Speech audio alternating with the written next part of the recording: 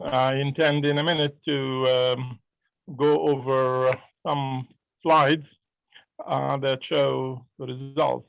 But before I do that, let me just set the scene for what I will be addressing. I'm essentially addressing issues that we uncovered in our most recent survey, which was done about 3 weeks ago, 2-3 weeks ago, where we focus on the domestic scene as well as on Israeli-Palestinian issues. My presentation will address some of the events that took place just before the conduct of our survey. This included, as you would recall, the death of an opposition figure, Nizar Banat, and followed by significant number of demonstrations against the PA. We have also seen an increased demand for elections among the public after the postponement of the elections. So this has also been part of the discussion. And of course, just before the conduct of the survey, we had the prisoners escape from the Gilboa prison in Israel. And while we were doing the survey, most of them were captured at that time. So the survey focused on all of these issues. So in the slides, I will show how the public perceived these various issues and what was the impact of this perception of the public of these issues on the domestic scene, mostly the status of the president, the demand for his resignation, for example, the balance of power domestically between the various groups, and of course, what happens if elections are held today. And the larger question of who should represent the Palestinians, this is something that we've asked about 3 months ago and asked again this time in the post-Jerusalem confrontations and the Gaza-Hamas-Israel war in May of this year. And then I'll also look at where we stand in terms of perception regarding the peace process, both in support for the two-state solution and in support of whatever means that could lead to ending Israeli occupation. These are issues that we have been tracking for many, many years. But most recently, we've also, in this last survey, we focused on the confidence building measures that have been talked about in the meeting, for example, between the President Abbas and the Israeli Defense Minister, Mr. Gantz. So we asked about this. We want to know how people felt about the interest in among the Palestinian and Israeli leadership to embark on some confidence building measures. And finally, at the international scene, what's the most important event that developed and sort of evolved in front of our own eyes was, of course, the Afghanistan situation. And we wanted to see whether people see this as having an impact on the Palestinian scene, whether it has any relevance, whether this is something that could happen here, and so on. So these are the issues that I'll be addressing. And if Rachel is to show the first slide that I have, and that the slide shows how people understood. The next slide, if you don't mind, Rachel. Right. This is the slide that shows the reaction of the public to the Banat episode. We asked 3 questions here, and this slide captures all 3. One, and essentially we wanted to see the extent to which this incident damaged the PA, its credibility, its standing among the Palestinians. So these three questions show basically similar results, confirming that the Nizar Banat incident has really been very, very bad news for the Palestinian Authority. For example, we asked, was this a deliberate attempt to silence this and kill this opposition figure? And as you can see, we're getting almost to 2/3, more than 63% said yes, and only a fifth or so thought it wasn't. Clearly, lack of trust in what the PA has made public. We asked similarly on whether people supported the demonstrators who demanded the departure of the president and the government's regime change, essentially. And as you can see, there is also 63% who supported that. And finally, we asked about whether what the PA is doing is sufficient. Has the PA been quick to address this in the right way? And as you can see, even more people think it hasn't. So no doubt, at all levels, the Nizar Banat incident, and this survey came some 2 months after the incident, so this is not people just angry at the moment. And the demonstrations by the time we were in the field have already gone. So clearly, there is significant public dissatisfaction. The PA is not able to reach out to the public, isn't able to present its narrative. The PA and the public are basically in two different realms. The gap is huge between the two. There is no effective communication from the PA, whether the president or the government, regarding this particular incident. The next slide focuses on a larger question, which is about elections. As you know, elections were postponed, indefinitely postponed, in the eyes of the public, canceled, and they were supposed to take place in May. So here we are in September, and we're asking people whether they want these elections to come back soon. And the answer, almost 3/4 say yes. In fact, in Gaza, even more than that. Very few, there is 1/3 in total that doesn't want to go to elections soon. Obviously, those who do not want to go to elections now are worried about Hamas and most of the opposition to holding. This is why it is higher in Gaza rather than the West Bank. This is a time where everyone realizes Hamas is really popular now, and so no elections for soon among those who do not wish to see Hamas winning. Still, despite that, we do see these are two questions that we've asked. One is about, do you want elections now? And the second is, do you think elections will take place soon? And as you can see, there is a huge gap between the two. Those who do want to hold elections are about 3/4. Those who expect elections to take place are just 1/3. So clearly, there is a problem of trusting the PA to do what the public wants in this most significant issue. So we're moving from Banat to elections, the larger picture, and we clearly see the impact of Banat, and of course the cancellation or postponement of elections on this particular issue. If we go to the next slide, this is about the prisoners. Again, this was very fresh on the eyes and the minds of the public. In fact, as we were in the field, Israel was looking for the last 2 prisoners who were not captured yet. And here we asked 2 questions.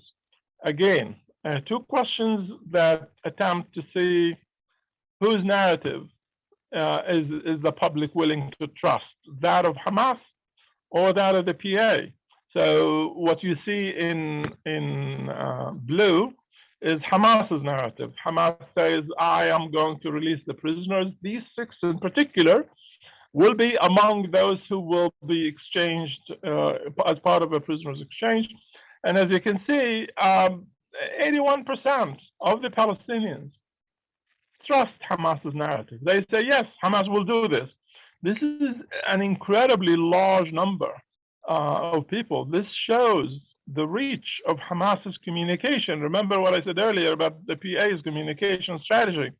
While the PA is failing miserably, Hamas, with much more modest capacity, is able to actually reach a huge number of people, with 81% saying, yeah, Hamas will do this.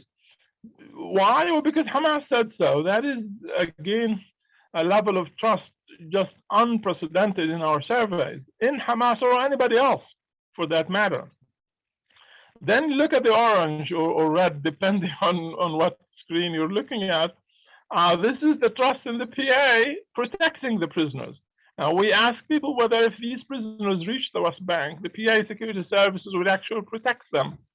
And as you can see, only a quarter of the Palestinians think the PA will protect the prisoners. Now, I don't need to tell you that for the overwhelming majority of the Palestinians, the right thing to do would be to protect the prisoners. Clearly, the PA isn't doing well with this issue as well. So 3 issues we've looked at, and we can see in all 3 that the PA is failing. It's all bad news, whether it's about elections or prisoners or Banat. So let's see how this impacts Abbas first. The demand for his resignation. For the last 10, 15 years, since he has been president, we've asked, well, not since, but at least in the last 10 years, we've asked in every single survey about Abbas's popularity and the demand for his resignation. So let's go to the next slide, and it's about the demand for Abbas's resignation. What you will be looking at is the last, basically 1 full year between September last year and September of this year. And you can see that we have 4 waves of surveys, and in all of them, one after the other, we keep the demand keeps rising.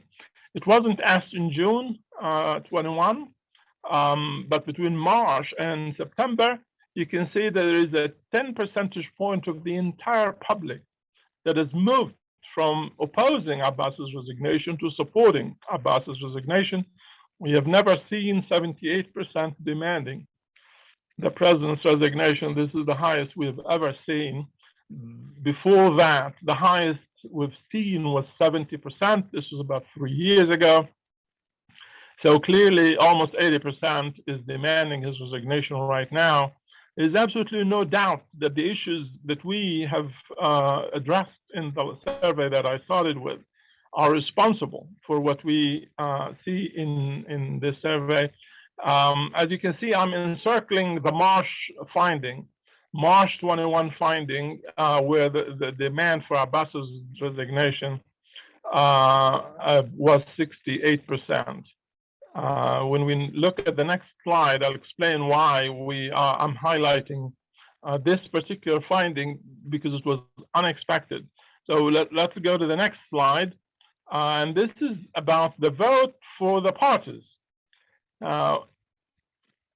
The question here is, if elections are held today, which party you would vote for? Hamas, Fatah, PFLP, this or that. So we put together all the third parties, and we kept Hamas and Fatah separate.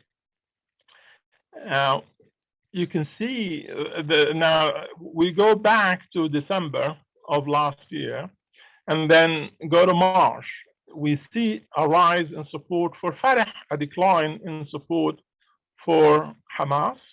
Then, of course, we see a dramatic change, a spike in support for Hamas, and a huge decline in support for Fatah in June. There is a slight change in September that was expected, but we actually expected a lot more change than what we see here, which is very, very problematic, that the change is not as big as we anticipated. So what this slide shows? Well, it shows this is the march that I encircled before, if you recall, in the previous slide when we talked about Abbas. Fatah improved its standing in March, but not Abbas. In fact, Abbas kept losing. A rising percentage demanded, a higher percentage demanded his resignation, while Fatah, in fact, managed to increase its popularity, in preparation for the elections. Why? Well, in March, when people were really taking elections seriously, at that time when we asked, a majority actually said, yes, elections will take place soon. So they expected elections to take place. And when we asked them on what basis they will vote and asked specifically about various issues, it was very clear to us that people were now worried that elections could take place and Hamas could actually win, and this could have harmful impacts on them. That was not expected, but certainly as the idea of holding elections became real, people started to worry about Hamas winning elections. They didn't want Abbas president in any case and continued to want him to resign. But as far as the outcome of parliamentary elections, they wanted Fatah to win rather than Hamas. So this then was canceled, and instead we had war. Instead of elections in May, we actually had war in May. And who benefited from that? Certainly not Fatah, as you can see, from 43 to 30%, and Hamas from 30 to 41%.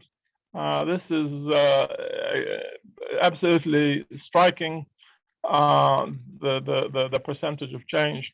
Now, why do I say that the change in September was very, very disappointing in terms of our expectations? Well, because we have monitored a change in every situation in the post-war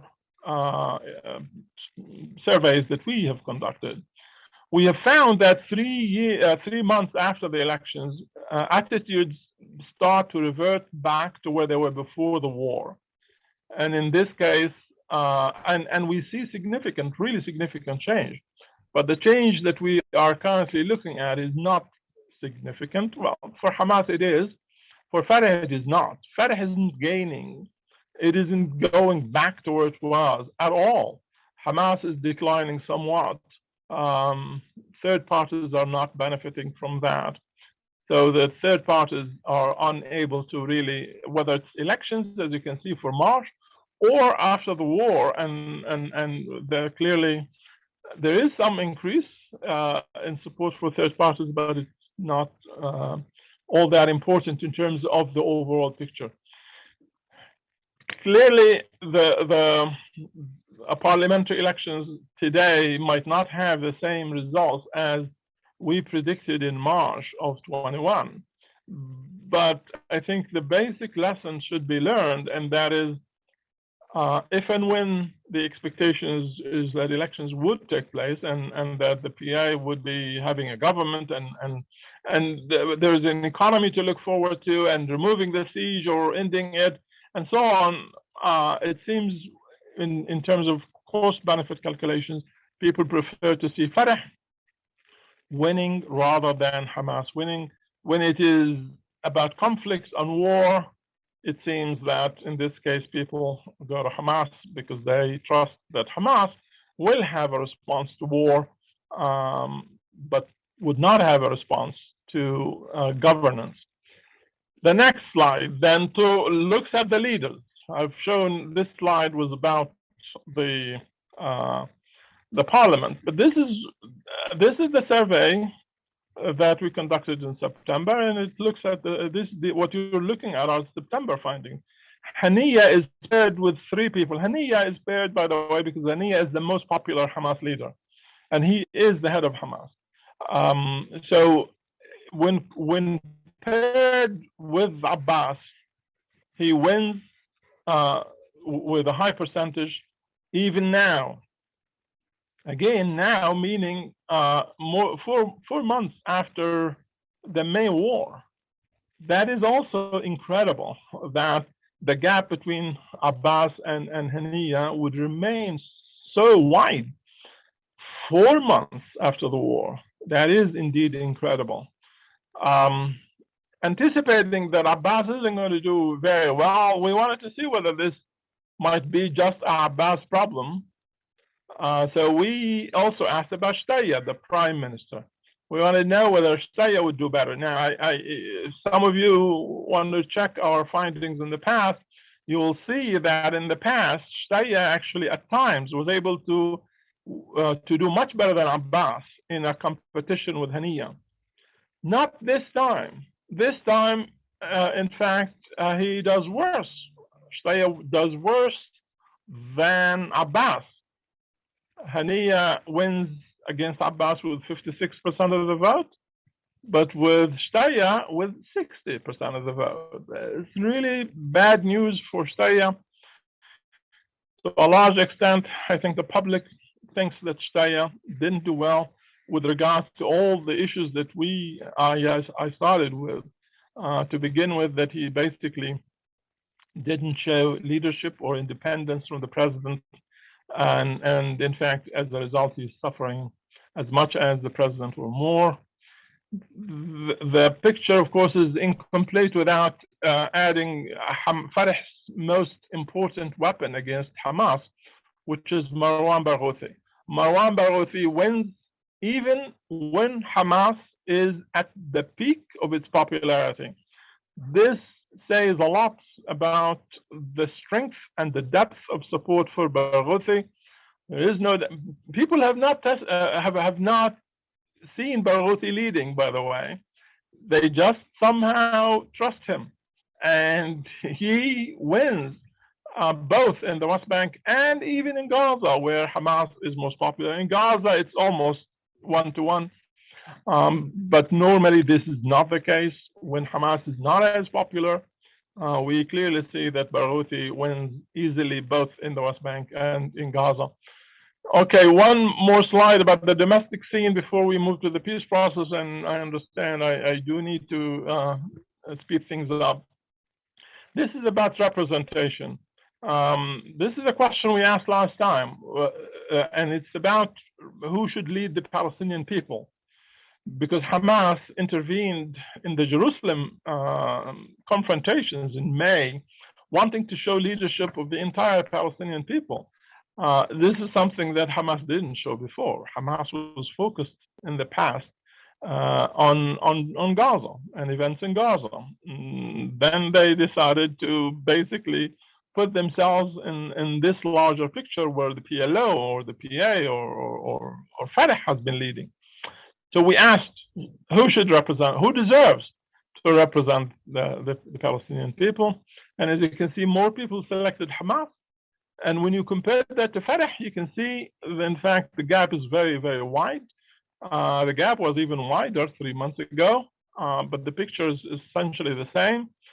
This, by the way, has been regarding this question where the change from June to September was the highest.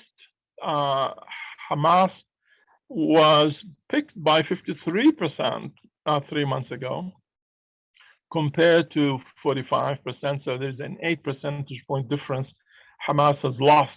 So the trend for Hamas to lose or to revert back is happening, and as we can see in this question, and it did happen in other with regard to other questions, but with a much smaller percentage of people changing their minds. Let me now turn to the question about the peace process. The slide we are about to see, the next slide on the two-state solution, basically asks various questions. In fact, 4 questions. One is about support for the two-state solution, for the concept.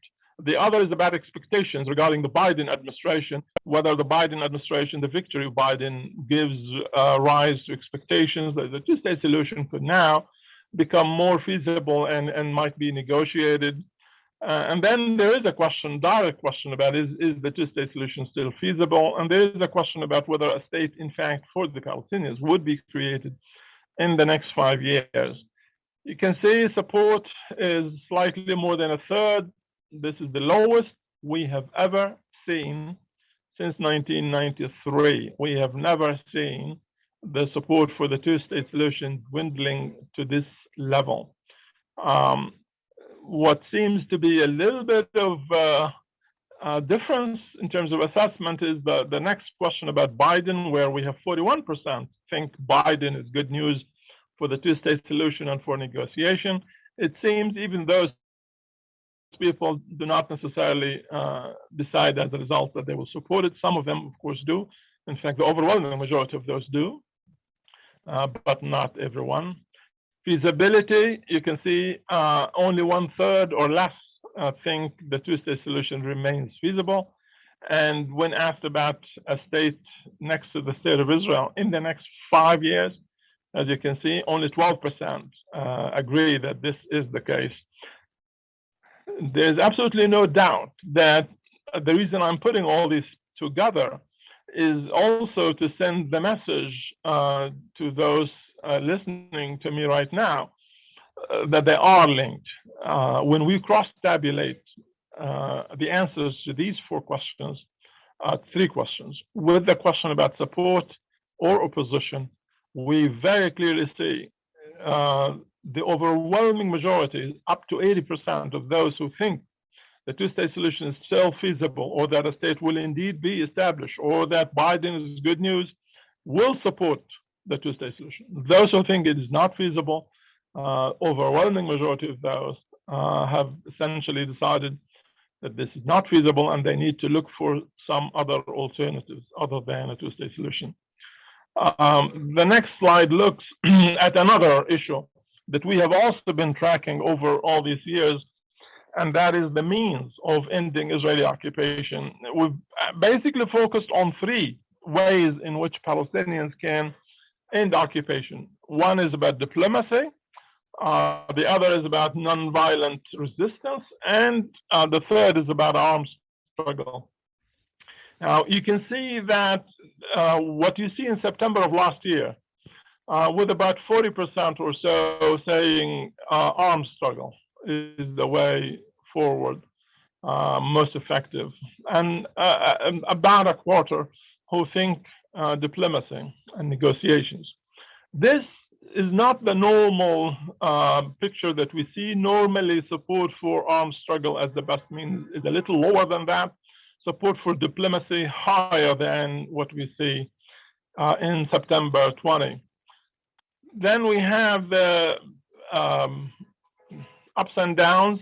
Most important that I want you to look at are 2 points. One that is encircled in red, where in fact the perception that armed struggle and diplomacy are the best way, or diplomacy are the best way, getting identical numbers, almost identical, 37 and 36, was when the Palestinians were preparing to go to elections in March 21. So the idea of holding elections all of a sudden brings diplomacy back into the picture, makes life more normal, diplomacy as the way to go, not armed struggle and not violence. This is very, very important. But then look at June. That is just a few weeks after the war. And what do we see? We see a decline in the belief that diplomacy is effective, and a huge rise from 37 to 49. And if you continue in September, you can see there is no change. So this actually has not changed. 3 months after the war, 4 months after the war, we still have almost half of the Palestinians who continue to believe that it is not diplomacy, it is not nonviolence, it's only armed struggle. That is the way forward. That is a significant finding because it is 4 months after the war, and by now we would have expected this to decline significantly. The fact that it isn't declining, of course, the answer to that has to be in the Israeli government, the attitude of the Israeli government, the lack of initiative on the part of the international community, and the expectation that Abbas is just too weak to take leadership with regard to diplomacy and negotiations. There is, however, one the next slide, please, is about another issue. This is one level lower than diplomacy and negotiations for a two-state solution. This is about confidence-building measures. And the findings actually are surprising, because the reason they are surprising isn't because there is a majority in favor of confidence-building measures. They are surprising because at this time, when there is such a large percentage who believe in armed struggle, to support confidence-building measures, to normalize life, ease daily living conditions. That is how it is presented. Confidence-building measures that would make life easier for Palestinians in the West Bank and Gaza. The fact that 55% of the Palestinians say, yes, we think this is a positive development, is very good news. Very good news for Abbas. This is one area in the entire survey where there is some level of optimism regarding Abbas having a path forward to try and achieve something for the Palestinians that this would distinguish him from Hamas. And if Israel reciprocates, and if there is indeed an Israeli interest in moving in this direction, clearly this would be one way. This is where the public, both equally in the West Bank and in Gaza, more so in the West Bank, but also a majority in Gaza, where he can move forward. Okay, my last slide is coming up, and it's about Afghanistan. And the slide asks two questions. To the left is where you see the question about relevance. Is this relevant? Could this happen here? Israel withdrawing, the PA collapsing, Hamas taking over. You have more than a third who actually say, yes, look at Gaza, a majority. Well, for Gaza, it already happened. In 2005, Israel pulled out. 2007, Hamas took over Gaza. For Gazans, well, this has already happened, and it could very well happen in the West Bank. West Bankers reject that. Only a quarter of West Bankers think it is relevant. The majority, clearly, in the West Bank does not buy into this idea. We obviously should be listening to what West Bankers are saying. They are the ones who live the conditions today, and they are as much critical, even more so, of the PA, yet they still don't think this is really relevant. However, more worrying should be than the slide to the right. This is about the lessons. So what should we learn? Should we strengthen the PA so that it would not collapse, give it legitimacy perhaps, more legitimacy? Or should we strengthen armed resistance? This is not about the domestic scene in this case, although it's a mixture, but this is more about trusting the process, that there would be a process that could bring about an end to occupation, building a Palestinian state alongside the state of Israel through diplomacy and negotiations. So people have a choice. They can strengthen armed resistance, not the PA, or they can strengthen the PA, give it legitimacy, for example, but not the resistance, armed resistance groups. And as you can see, clearly the majority, well, a plurality, it is a majority in Gaza, but a plurality picked strengthening armed groups, 28% picked strengthening the PA. If you look at the West Bank versus Gaza, you clearly see that even in the West Bank, those who want to strengthen the PA are just a quarter of the public. Now, those who want to strengthen armed resistance in the West Bank is not as high as it is in Gaza, and West Bank is sort of not telling us, or not sure. They don't know, which is, in this case, of course, legitimate. But the fact that even in the West Bank, only 25% want to strengthen the PA as a way of mitigating the possible consequences that could emerge in the case of an Afghanistan-like development in the Palestinian territories. is again a vote of no confidence in the entire PA. I'm ending on this note, not all that optimistic, but still, the slide before was somewhat more optimistic. This slide is basically to balance that out. And I'm happy now to answer your questions. Thank you for listening.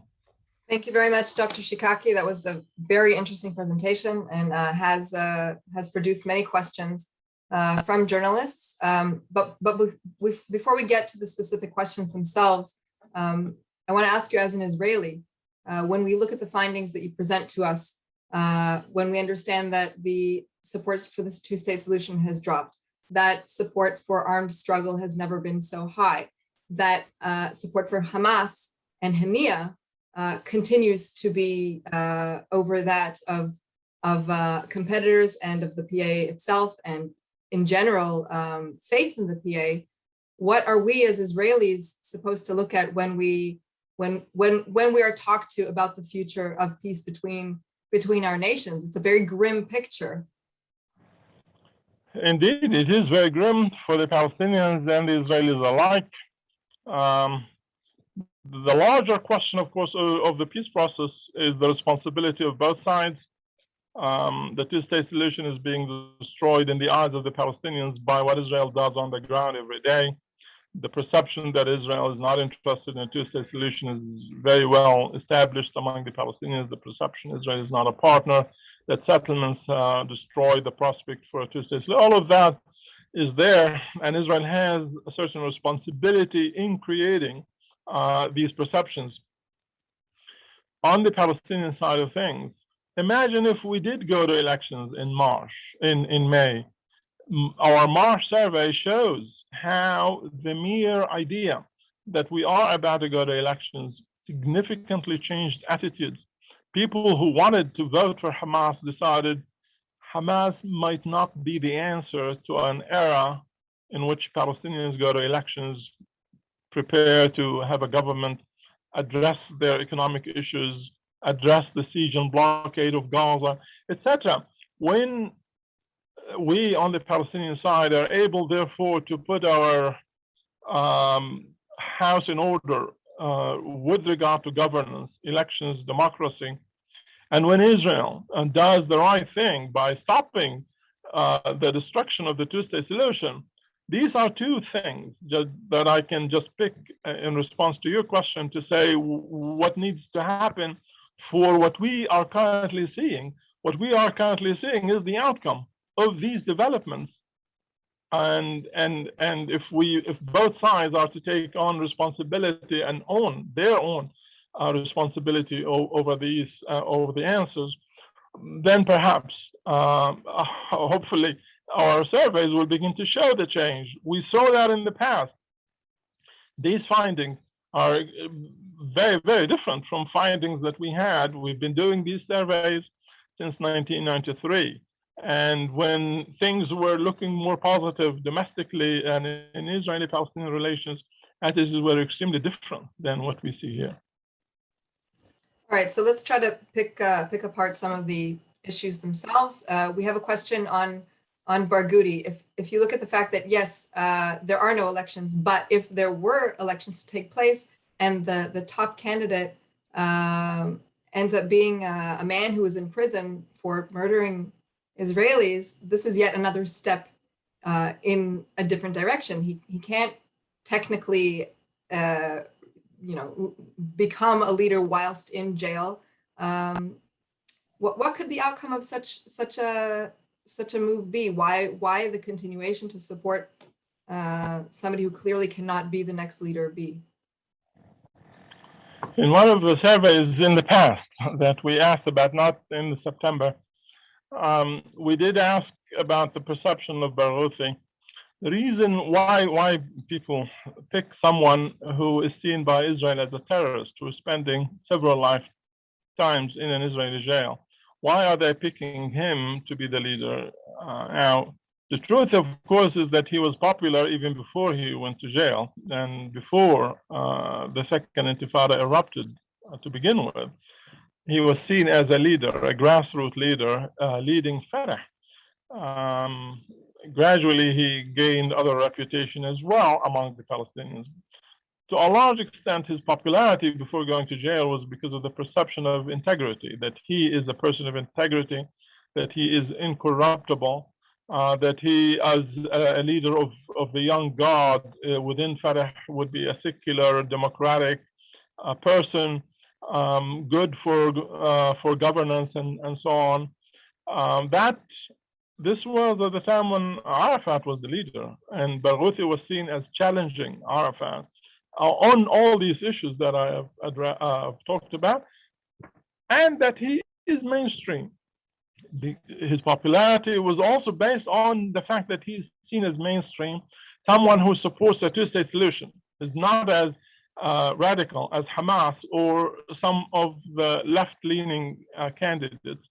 That was where his popularity came from.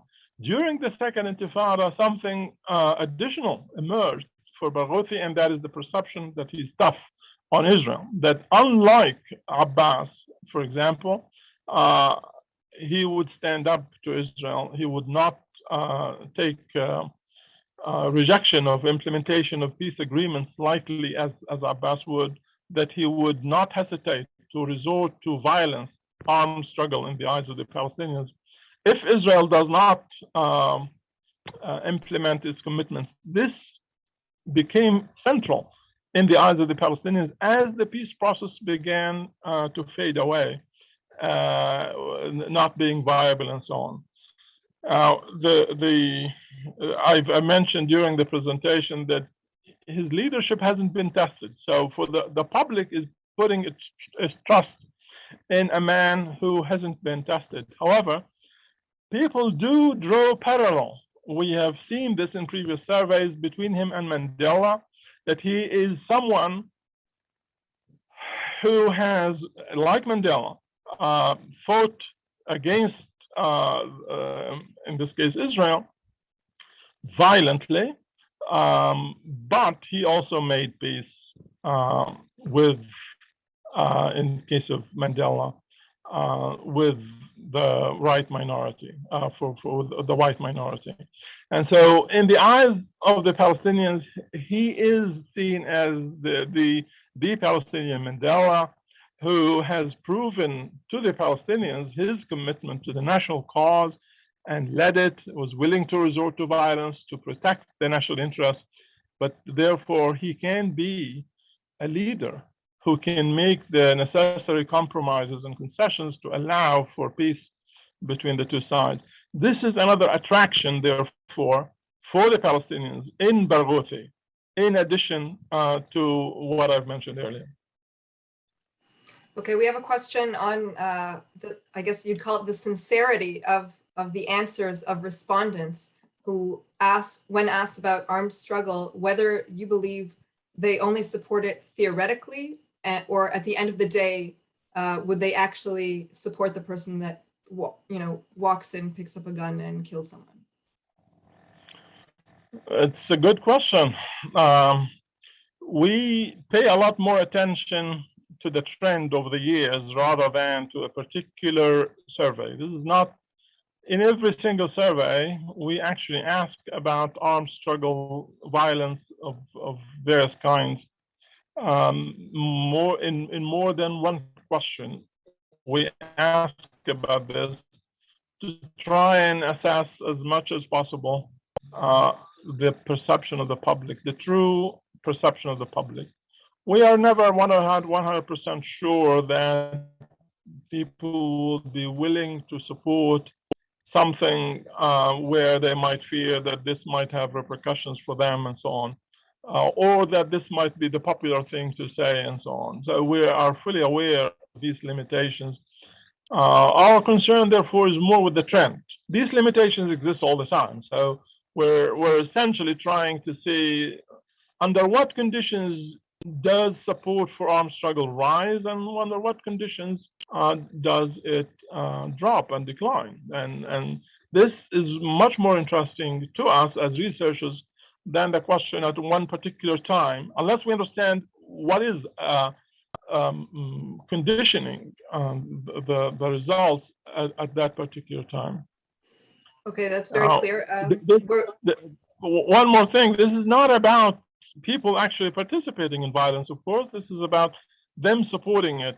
Are they willing to sacrifice things in order for that to happen? That's a different question altogether. We have not asked about that. We still think it's important to ask about this because we have seen in previous surveys, in previous years of the conflict, that there is a relationship between supply of violence and demand for violence, that there is a relationship. Therefore, it's extremely important to us to keep watching the demand for violence, because we then have to begin to worry about the supply following that. Sure, very clear. We have a few more questions. We're going to limit it to 2 more questions just to make sure that everybody's had the opportunity. So if you can, try to keep your answers as concise as possible. With regards to the current Israeli government, you mentioned Benny Gantz's trip himself. Your numbers have shown, you've shown numbers that include the last period, which includes the newest Israeli government, which among others also has Arab members of government and members of the far left, which haven't been in power before. So what are your thoughts, if you can elaborate a little bit more on what you already said, in terms of how this could contribute to the picture, whether there can be some sort of process?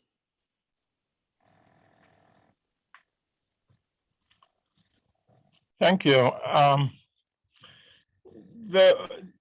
For most Palestinians, this is not a question we asked in this survey, but we did ask in the previous survey about the possibility of a new Israeli government other than Netanyahu's. And it is clear to us that most Palestinians don't see much difference between Bennett and Netanyahu. They basically see the same thing, both being right-wingers, both being under the influence of the settlers, and that they are implementing settlers' agenda, and that there is no two-state solution, and that they are not a partner for peace as far as the Palestinians are concerned. There are 2 things, however, that are different about this government. One that I've talked about, which is Gantz meeting with Abbas, and the idea of confidence building measures being adopted to ease living conditions for Palestinians in the West Bank and Gaza. We certainly did not expect that there would be a majority in favor. In fact, we expected that the majority would not see that as a viable way forward. The results surprised us. There is a majority. So this, in fact, is a very serious opening for both the Israeli government, if obviously it has made it very clear it is not interested in the political process or a two-state solution. But this would be certainly one way in which things could move forward. And there is public appetite and support for it. This is also good news for Abbas, who can then pursue that with whoever in Israel is interested in doing that. It doesn't have to be the prime minister. The defense minister certainly is capable of working with Abbas on this issue. The question for Mansour Abbas is the issue of we did ask in the previous survey about it, and we did find, in fact, to our surprise there too, we found significant number, not a majority, but a significant number of Palestinians who are not critical of Mansour Abbas doing this. We anticipated more criticism of him joining the government. We haven't asked in the last survey, so I don't know whether the attitudes have shifted, but clearly for many Palestinians, not a majority, but it seems a plurality, sees that as useful, as to have Israeli Arabs being integrated into the political process in Israel. There seems to be a desire for that to happen, at least among a plurality of the Palestinians. Okay, thank you. And just one final question regarding your last slide on not on Afghanistan, but on the question of the collapse of the PA. One journalist is asking how far away we are from that. Is it something that could happen in the future, and how stable the authority actually is? The PA today is under intense pressure. Political, however, economic pressure is not tremendous.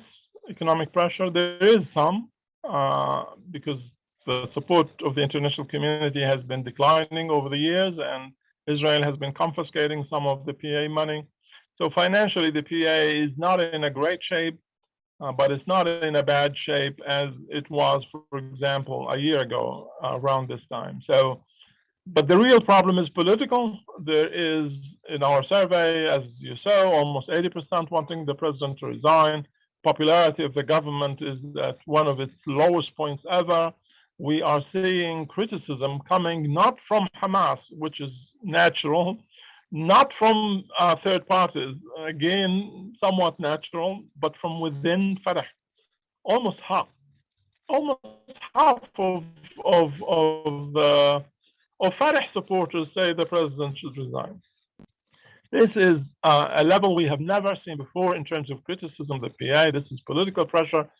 Obviously, if the PA continues to ignore, there are signs the PA is not ignoring, that they are taking this seriously, that the 80% mark that we found, almost 80, is having an impact on the PA, forcing it to stop and to begin to think in what direction it should go, which is, I think, the right thing for the PA to do.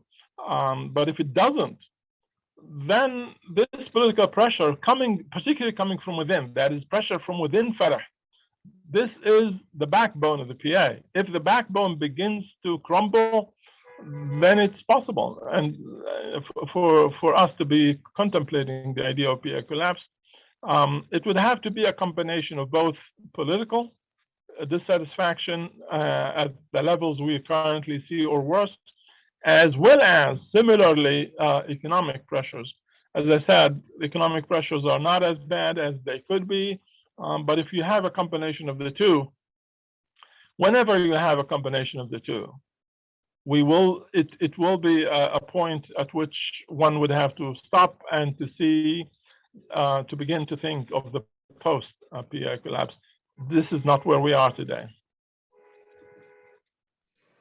All right, very clear, Dr. Shikaki. I will say that when we spoke last year, I believe we were all in lockdown, and we had even more serious things on our minds. So that's one optimistic thing. Thank you very much for your time again, and we hope to see you again soon.